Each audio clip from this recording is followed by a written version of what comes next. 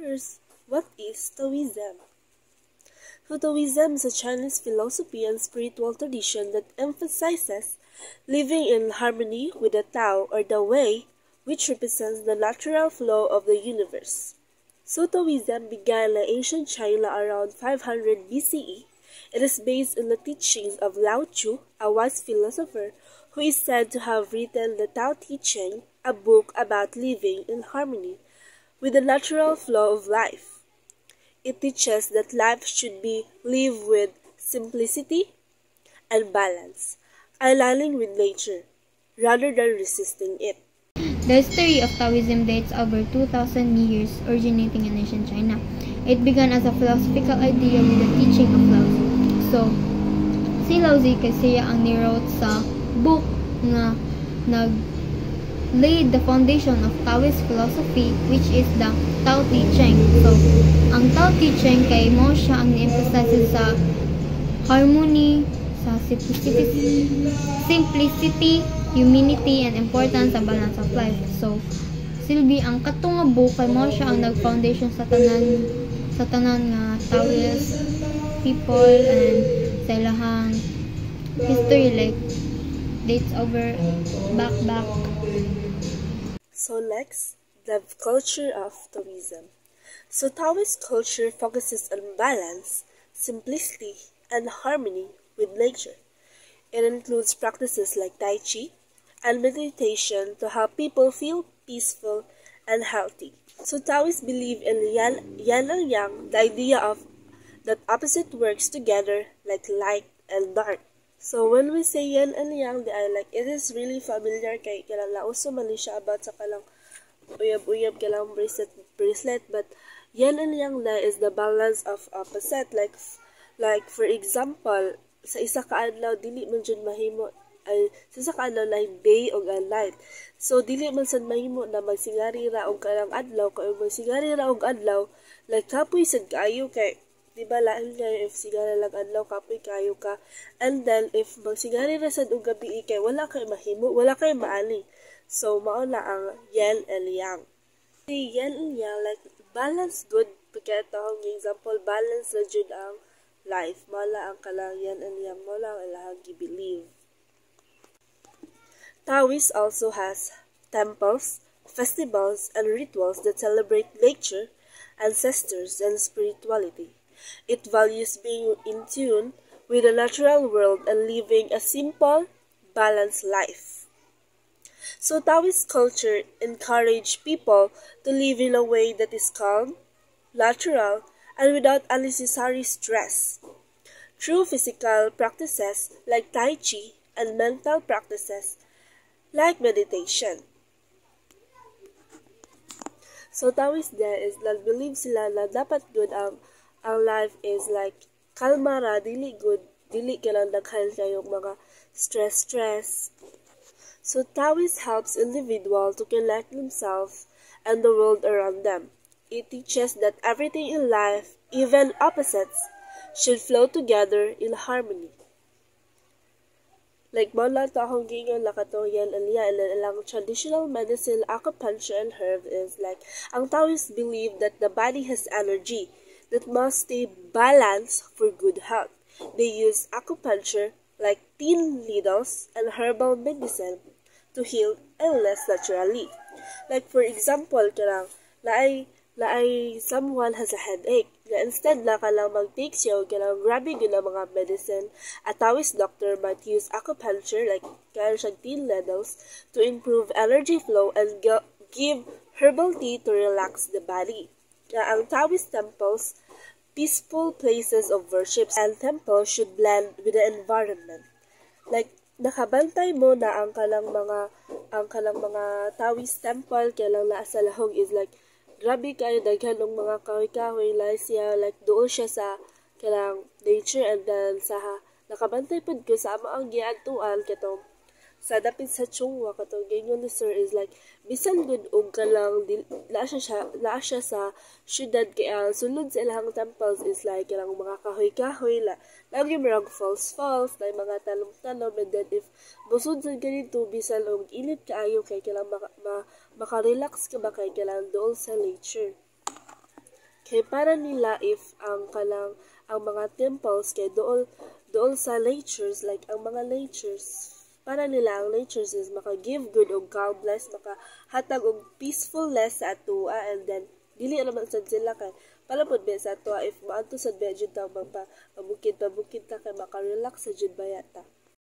So Taoism views in politics. So Taoism usually promotes peace, non-interference, and simplicity.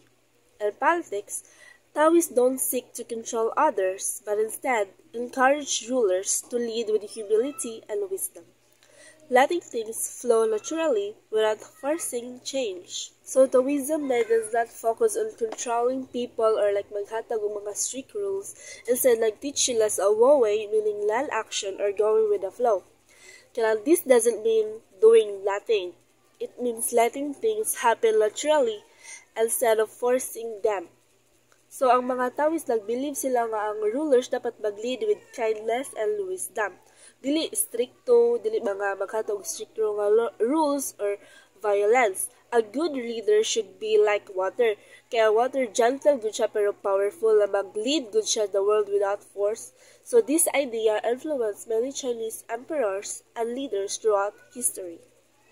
Antay mo sa tanan-tanan like ilahang culture, love, views, and politics is like kung jud sila mag-go with the flow na jud sila. So Taoism teaches people to go with the flow, live simple, and avoid unnecessary struggles, whether in government, health, or in daily life. Mas importante gud nila sila harmony with the nature para ang para nila is happy sila if nakakonect sila sa nature. Views in society. Taoism believes that society works best when people live simply, peacefully, and naturally. It teaches that individuals should avoid conflict, greed, and stress, and instead focus on balance and harmony. Taoists value personal freedom and encourage people to follow their true nature. So, Taoism believes that mas mo-work kuno ang society kung mag-live ka o kaning kwan balitan simple ra niya kanang ang peaceful balitan mo live ka og mga bukid-bukid ra or kanang walay something nimo nga maka-distract mo kinabuhi dahil kanang natural ra pud kanang wala kay dili ka dako-dako or like kwan kanang igor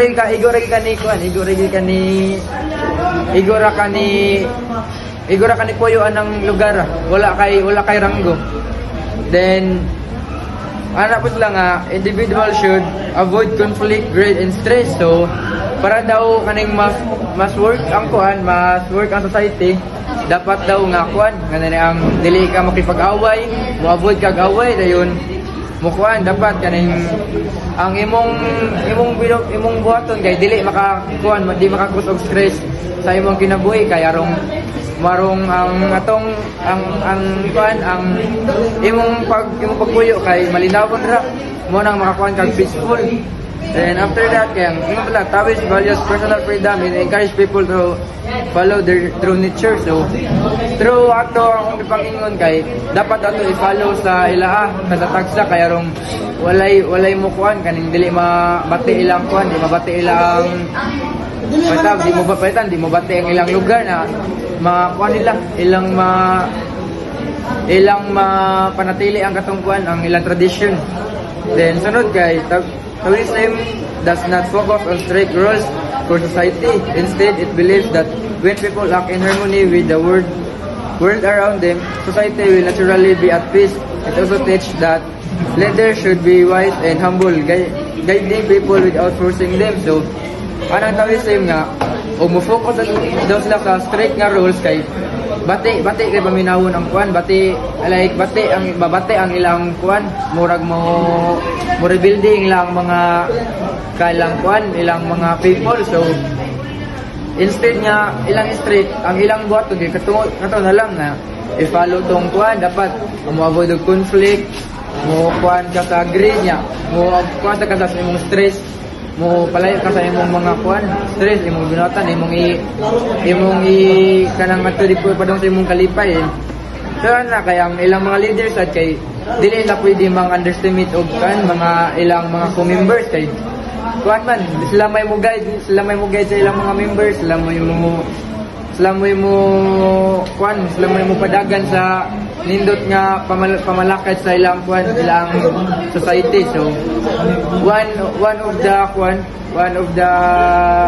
work man as a leader kay kuan kanang imo responsibilidad nga nindot ang pamalakad sa imong society. So maura to. Thank you. What is the main teaching of your religion? Taoism teaches people to live in balance with nature and go with the flow of life. So, this means that accepting things as they come, adapting to change, and not forcing situation. It encourages simplicity, patience, and balance in all aspects of life. So, para makasabot mo kanang ang ilang teaching kay kanang galing mo go with the flow ra sila sa ilahang unsay naa, and then mo adapt sila kung unsay naa, and then mo accept sila if unsay naa. So ang Taoist people kay na patient, makabalance sila sa ilang life, and then balance ra jud kay ilang kanang unsay naa nila karon going ana, and then so example aning ilahang teaching Taoist people teaches people to live in balance with nature and go with the flow of life. Culture describes Taoist culture emphasizing peace, harmony, and respect for nature, and highlight the simple and balanced lifestyle, incorporating Tai Chi, medicine, herbal medicine, and function for positive energy. So, ang culture daw nga Taoista ay lain-laing espiritu sa kinabuhi, sama sa espiritualidad, ug lain-laing pagmartial o pag-away. Ug ila daw ang kinabuhi kay simple ug linaw nga natudlo daw kung saan pag-espiritu sa lain-laing culture. So, Lao-Tzu is a legendary figure believed to be the founder of Taoism or religious. And in Chinese philosophy is spiritual tradition is emphasized and harmony with nature, balance, and simplicity in the Tao. So called the way or ang dalan. So si Lao-Tzu daw kay or mas kilang Lao-Tzu ay isa sa legendary figure nga mas tuwang spiritual mas bilang Chinese philosophy and spiritual tradition as religious. So religious beliefs including those are historical been interpreted by some religious and spiritual philosophies does not engage directly in political matters.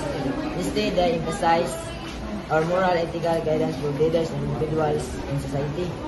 So religious daw guys so ang kanang religious beliefs sa typical guys interconnected ra sa ilang means or connected ra sila, pero ang uban religious na spiritual philosophy kay mas dipili nila ang dili mo engage o dili mo apil sa isyo regular about sa political, kundi ilang basay sa moral o ethical guidance sa leaders nga in society. So more to guys. What is your day of worship? We don't have a strict day of worship but may pray or meditate anytime. So ang example ani ang simple nga understanding namo sa gisulti ni ate nga ang ilaha kay dili jud pareha sa ato, kay ang ilahang pag pray or meditate kay pwede everyday everyday jud, example karon kay nag pray sila, and then ugma kay mag-pray or mag-meditate ba sila. So anytime or kanos ara jud sila naara nila if kanang mo meditate ba sila or mo pray, but sila ha jud kay mo pray jud sila nya sa ato kay Sunday, every Sunday raman, or first Friday sa month. Holidays. Chinese New Year. Late January or February based on the lunar calendar. So Chinese New Year based on the lunar calendar 3 months and 15. Lunar Festival, 15th day of the lunar New Year, usually February or March. Lantern Festival celebrated on the 5th day of the lunar year. Autumn Festival, 15th day of the Earth, lunar month, usually September or October. So Mid-Autumn Festival celebrated on the 5th day of the 8th lunar month. Birthday of Laozi, 15th day of the 2nd lunar month, usually March on April. Birthday of Lazi, honoring the founder of Taoism, on the 5th day of the 2nd lunar month. 15th day of the 7th lunar month, usually August and September. But honoring spirits and ancestors held on the 5th day of the 5th lunar month. Mid-Autumn Festival, 15th day of the 8th lunar month, usually in September or October. Autumn Festival, 15th day of the Earth, lunar month, usually September or October. So Mid-Autumn Festival celebrated on the 5th day of the 8th lunar month. Birthday of Laozi, 15th day of the 2nd lunar month, usually March on April. Birthday of Lazi, honoring the founder of Taoism, on the 5th day of the 2nd lunar month. In conclusion of our report, Taoism is a way of life that teaches people to live in harmony with nature and follow the natural flow of life. It does not focus on strict rules, but encourages balance, peace, and simplicity. Taoists believe in the concept of yin and yang, which means everything in life has opposite forces that need to be balanced.